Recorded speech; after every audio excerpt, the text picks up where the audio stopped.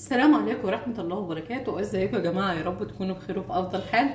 النهاردة ان شاء الله هنعمل وصفة من اجمل واحسن الوصفات المؤكدة اللي هتجيب معاكي نتيجة ان شاء الله للسعال والكحة وتنظيف الرئتين. تمام. بالنسبة يا جماعة الناس اللي بتشرب سجاير دايما وعندها الرئتين دايما بتبقى ملوثة او بتبقى فيها سمار من كتر السجاير او الكلام ده كلته، وبالنسبة للناس اللي هي دايما عندها سعال او كحة سواء في الاطفال او في الكبار، ان شاء الله من اول مرة هتجيب معاكي نتيجة فعالة. نقول بسم الله الرحمن الرحيم ونحط لايكات كتير للفيديو. عايزاكم توصلوا الفيديو دوت لاكبر عدد من اللايكات وشيروه، لان فعلا بجد والله يا جماعه الوصفه النهارده تستحق ان هي تتشير علشان ناس كتير تستفاد من الوصفه اللي احنا هنعملها النهارده. طيب وصفتنا النهارده عباره عن ايه؟ طب هقول لكم ان شاء الله عباره عن ايه. بس اول حاجه كده هنقول بسم الله الرحمن الرحيم ونجيب اي حاجه كده ان شاء الله هنحطها على النار. طيب اول مكون في الوصفه بتاعتنا النهارده، وصفتنا كلها يا جماعه وصفات طبيعيه ان شاء الله. هنعالج الكحه والسعال وتنظيف الرئتين بالحاجات الطبيعيه، مش هنشتري لا دواء من بره ولا هيبقى فيه كيماويات ولا فيه اي مواد تانية. تمام. طيب معايا كده كوبايه سكر زي ما انتم شايفين معايا. كوبايه السكر ديت هنحطها كده تتكرمل على النار، وهقول لكم برده هتشوفوها كده معايا. تعالوا يلا كده نحطها على النار. ده كده يا جماعه السكر بدا يتكرمل اهوت زي ما انتم شايفين اهو. دلوقتي هنعمل ايه؟ هننزل عليه بكوبايه ميه كبيره من بتاعه الميه. عارفين كوبايه الميه الكبيره اللي هي 300 مللي ديت؟ هننزل عليها بكوبايه الميه كده اهوت اهو. ده كده يا جماعه السكر بقى هسيبها يغلي كده لغايه ما السكر اللي انتوا شايفينه ده اهو يبدا ان هو يبوش خالص. تمام. شايفين اللون بتاعه بقى عامل ازاي؟ هسيبها كده شغاله على البوتاجاز لغايه ما السكر دوت يبدا ان هو يبوش خالص معايا. دلوقتي بقى يا جماعه هنحضر مع بعض الاعشاب اللي هي تبقى ان شاء الله هتبقى عباره عن دواء للكحه والسعال وتنظيف الرئتين. هنحضره مع بعض دلوقتي باعشاب طبيعيه من عند العطار. على ما السكر اللي احنا كرملناه يغلي معايا ويبوش كلته في الميه هيكون انا حضرت الوصفه. اول حاجه معايا طبعا ورق اللورا او ورق الغار زي ما انتم شايفين كده. هناخد حوالي 5 أو 6 ورقات كبار كده اهو، ونقطعهم بالشكل ده كده.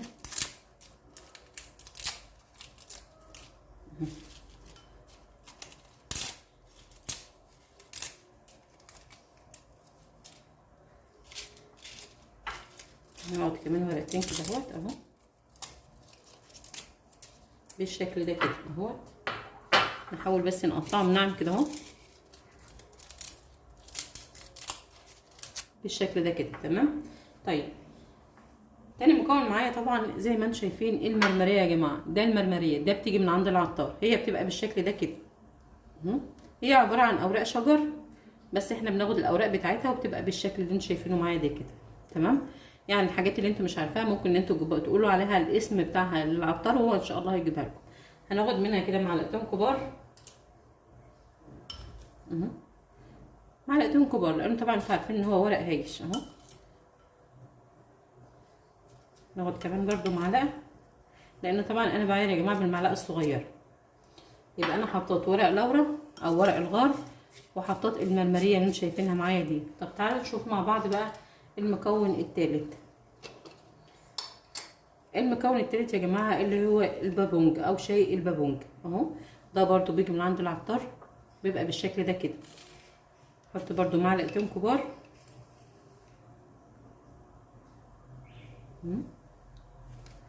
تمام اهو. دلوقتي بقى هنقلبهم مع بعض كده. ده يا جماعه اقوى علاج للكحه، جربوه ان شاء الله ومش هتبطلوا ان انتوا تعملوه بطريقه طبيعيه في البيت. تعالوا بقى كده نشوف الميه. ده كده يا جماعه اهوت. ده السكر اللي احنا كرملناه على النار وشفتوا الطريقه برده معايا، وحطيت عليه معلقه كبيره، حطيت عليه كوبايه كبيره من بتاعه الميه اهي 300 مللي. طب هنعمل ايه بقى بعد كده؟ طبعا يا جماعه كل المكونات اللي احنا عملناها ديت ده هنقوم حاطينها بالشكل ده كده اهو، ونحاول ان احنا نقلب كويس جدا. تابعوا معايا الفيديو للاخر، لانه طبعا يا جماعه لسه الوصفه ما يعني يعتبر لسه ما خلصتش. علشان تعملوها صح وتجيب معاكم نتيجه كويسه جدا حاولوا ان انتم تشوفوا الوصفه معايا للاخر. طبعا يا جماعه الادويه اللي هي بتاعه الكحه والسعال والحاجات دي كلها ما بتعملش اي حاجه الايام دي. اما احنا نيجي نشتري ولا حاجه ازازه دواء للكحه استحاله ان هي تعمل، نجيب ازازه واثنين وثلاثه استحاله ان هي تعمل معايا اي حاجه. انما دلوقتي لو احنا جربنا طبعا الاعشاب بالطريقه اللي احنا عملناها ديت، ده طبعا هتجيب معاكي نتيجه كويسه جدا من اول مره. هنعمل ايه دلوقتي؟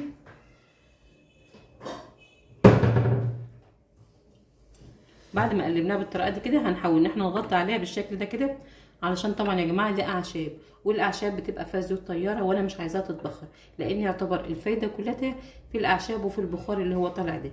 هنحطها كده على النار تغلي كده لمده 5 دقائق على نار هاديه ونرجع لكم تاني. ده كده يا جماعه الوصفه جهزت معايا بالشكل ده كده اهوت. طبعا قلنا اللي لازم نغطيها علشان البخار اللي طالع دوت عايز يستفاد منه، ده اهم حاجه في الوصفه. فانا المفروض ان انا بسيبها متغطيه خالص لغايه ما تبرد معايا خالص والبخار يطلع على الغطا، بقوم منزلاه تاني في قلب الوصفه. تمام. تعالوا بقى كده يلا نصفيها كده مع بعض. طبعا انا عندي برطمان زي دوت، لان ان شاء الله هحتفظ بها ببرطمان واحطها في التلاجة. اقول لكم برضه هتاخدوها امتى ومين المفروض ياخدها ومين المفروض ما ياخدهاش. هنبدا ان احنا بس نصفي الوصفه كده اهوت.